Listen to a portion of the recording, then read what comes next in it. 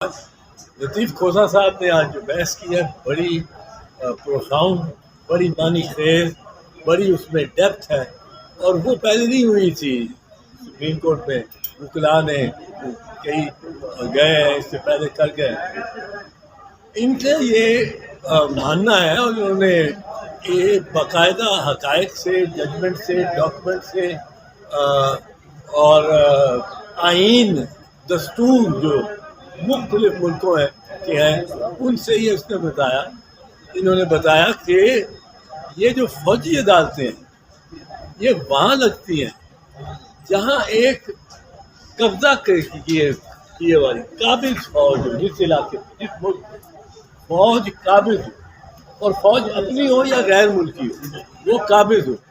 اور وہ یہ جب جمہوریت آتی ہے یا آزادی ملتی ہے تو پہلا کام عدالت یہ جو ہے ریاستیں کرتی ہیں کہ ان پارلیمنٹ کے ذریعے ان سیاسی ان فوجی عدالتوں کو بالکل بین کر دیتے اور ان کا کوئی وجود نہیں چھوڑ رہنے دیتے. اور یہ جمہوریت کی نشانی ہے. اور جو یہ ہے فوجی عدالتیں، یہ نشانی ہے کہ ریاست کمزور ہو رہی ہے. اور اس کی مثالیں جو انہوں نے دی، وہ ایک مثال بنگلہ دیش کی. بنگلہ دیش بنا جب آپ نے فوجی عدالتیں لگائیں، سویلین کو ٹرائی کرنا شروع، سویلین کو سزائیں دینی شروع کی. یہ جو فوجی آرمی ایکشن ہوتا ہے، یہ آرمی ایکشن کیا ہوتا ہے؟ ایک تو آپ نکل کے گولیاں چلا دیتے، لیکن دوسرا اس میں یہ ہوتا ہے کہ فوجی عدالتیں آپ لگاتے ہیں، خوف پیدا کریں. لوگ اتنے سارے جو ہیں وہ سب کے سب خوف زدہ نہیں ہوتے. جب ہجوم ہو جائے، جب 24 کروڑ ہو جائیں تو پھر ان میں خوف نکل جاتا ہے. اور وہ دوسری مثال جو انہوں نے دی اس کی طرف آ جاتی ہے، وہ ہے ترکیہ میں فوجی بغاوت ہو گئی. فوجیوں ترکی کو بڑا تجربہ ہے فوجی حکومتوں کا، اور ایک ٹرکش ماڈل کا کہا جاتا تھا، جس کو آج کل ہائیبرڈ ماڈل کا. ایک ٹرکش ماڈل تھا کہ فوج پرماننٹلی حکومت میں رہے گی اور سویلینز کے ساتھ مل کر وہ حکومت کرے گی، پر ظاہر ہے فوج کا پلڑا بھاری ہو، جس طرح ہمارے یہاں آج ہوا.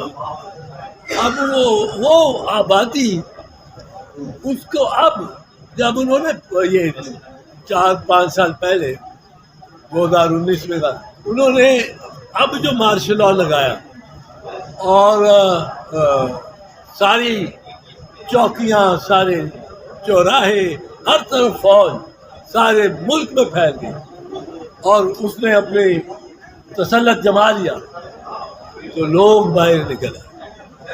اور لوگ اتنی تعداد میں نکلے، اردوغان نے ایک کال دی کہ نکلو، اور وہاں جو اسکوائر ہے، تحقیق اسکوائر، یا وہاں آپ اس علاقے میں آ جائیں. اتنے لوگ آئے، فوج نے ٹینک کے گولے بھی چلائے، فوج نے ان کو تباہ بھی کیا، مارا بھی بڑا، پر لوگ ٹینکوں کے آگے بھی لیٹ گئے، کیونکہ فوج کی ریاست ان کو پتہ تھا ٹرکش آرمی کا ایک پولیٹیکل رول کانسٹنٹ تھا. یہ اردوغان نے آ کے ختم کیا، اس بغاوت کے بعد ختم ہوا، ورنہ ان کا کانسٹنٹ رول تھا اس میں. تو کھوسا صاحب نے بتایا کہ یہ ترکی میں انہوں نے جب رد انقلاب کر دیا، رد انقلاب کے بعد انہوں نے جب ریسٹور کیا، انہوں نے فوجی عدالت کو زیر زمین اور زمین دوز کر کے بھی کوئی 6000 فٹ نیچے لے گئے. تو فوجی عدالت نہیں. چلی میں یہ ہوا، وہ پینوشے ایک بڑا ڈکٹیٹر تھا، بڑا. چلی میں جب مارشل لا وغیرہ ختم ہوا تو فوجی عدالتیں ختم ہوئی، اور انہوں نے پاس کیا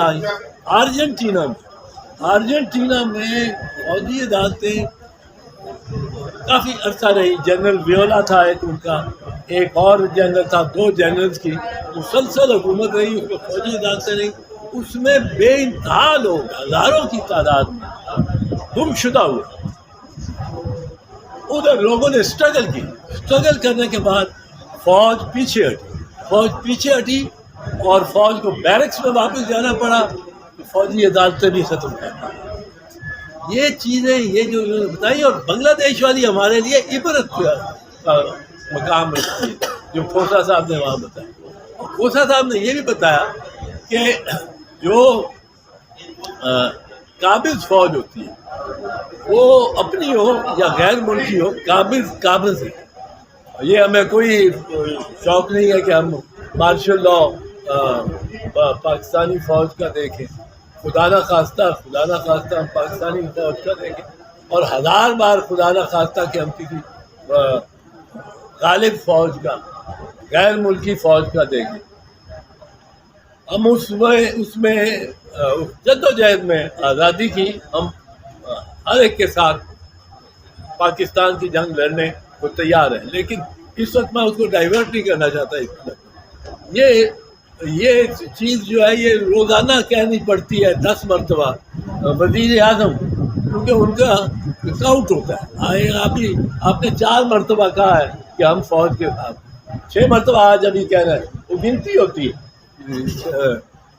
شہباز شریف کہ اس نے 6-10 مرتبہ روز کہہ رہا ہے، پبلک ہی کہہ رہا ہے کہ ہم فوج کے ساتھ، قوم پوری فوج. تو وہ یہ میں اس سے بات نہیں کر رہا ہوں، میں یہ کہنا چاہتا ہوں یہ انہوں نے جو بات کی کہ بنگلہ دیش ہم سے کیوں ٹوٹا. ہم سے اس لیے ٹوٹا کہ وہ وہاں فوجی عدالتیں لگ گئی. تو یہ خدا کے واسطے یہ فوجی عدالتوں کی بیماری جو آپ نے لے لی ہے. اور فوجی عدالتوں کے بارے میں ایک اور ان کی دلیل وہ یہ میں عرض کرتا جاؤں، باقی میں انہیں کو کہوں گا بات کریں.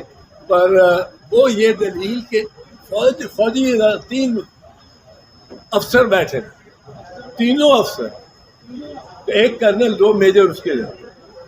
اب تینوں افسر فوجی وردی میں یعنی فوجی ڈسپلن میں، اور یہ عدالت عجوبی ہے. اس کے تحت تو ایک فوجی وردی فوجی کا بھی ٹرائل اس فوجی عدالت میں نہیں ہو سکتا. کیوں؟ کیونکہ اس فوجی عدالت میں یہ ہے کہ یہ 3 افسر یہاں اڈیالہ جیل میں بیٹھ اور ملزم کو خلاف ساری کارروائی کو سنیں گے. خود آپ بیٹھے ہوئے اس پہ جیرا کو سنیں گے، گواہ پہ جیرا کو سننے کے بعد وہ مطلب ہے بحث کو سنیں گے، سارے ڈاکومنٹ کو دیں گے. وہ 1 ہفتہ لگا دیتے ہیں ٹرائل میں، کیونکہ یہ جلدی کرتے ہیں. وکیل بھی ہونا چاہیے جو انہوں نے وکیل نہیں دیا. اب وہ فیصلہ کون کرے گا کہ ملزم گناہ گار ہے یا بے گناہ ہے؟ یہ وہ کمانڈنگ افسر کرے گا جس نے ایک دن ایک گواہ کو نہیں سنا. وہ کرے گا، اس کو کوئی وہی آئے گی، اس کے آگے ریکارڈ رکھ لیا جائے گا جس میں صرف ایک فارم ہے، وہ آرمی ایکٹ میں دی گئی ہے. وہ فارم ہے، اس میں 2 خانے ہیں نیچے، ایک لکھا ہوا ہے گلٹی، دوسرے میں لکھا ہے ناٹ گلٹی. وہ اس نے ناٹ گلٹی پہ کر دینا ہے یا گلٹی پہ. اس کے بعد اس کے کمانڈنگ افسر کے پاس وہ فائل جائے گی. وہ کہے گا یہ طاہر بیگ ایک ملزم ہے، اس کو سر سزا ہونی چاہیے یا نہیں سزا ہونی چاہیے، یہ آپ نے فیصلہ کرنا. اس کے سامنے کوئی کارروائی نہیں ہوئی ٹرائل کی. وہ فیصلہ دے گا کہ گلٹی اور ناٹ گلٹی. اب یہ اس کے ہوتے ہوئے یہ ٹرائل کس طرح فوجی عدالتوں کے ہم قبول کر سکتے ہیں یا پاکستان کے سویلین کو ٹرائل